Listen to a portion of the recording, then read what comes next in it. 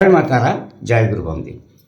স্বর্ণ মুদ্রা সহ জাহাজ, পালতুলা জাহাজ অনেকের কাছে সিদ্ধি লাভের বা কোনো ব্যবসায়ে উন্নতি লাভের সহায়ক।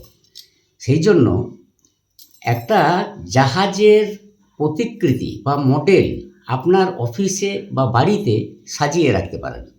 তবে রাখার সময় মনে রাখতে হবে জাহাজ যেন বাইরের দিকে না গিয়ে ভিতরের দিকে আসে, অর্থাৎ অফিসমুখী হয়। আপনার যদি দরজার দিকে বহির্মুখী জাহাজ থাকে তাহলে বুঝতে হবে যে আপনার সমস্ত সুযোগ হাতছাড়া হচ্ছে এবং ব্যবসায় ক্ষতিগ্রস্ত হচ্ছেন।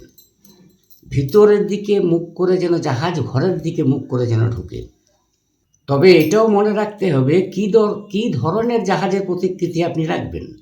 যদি আপনি টাইটানিক জাহাজের প্রতিকৃতি রাখেন তাহলে টাইটানিক জাহাজ জলে ডুবেছিল, তাহলে বুঝতে হবে যে আপনার ব্যবসাও ডুবতে পারে।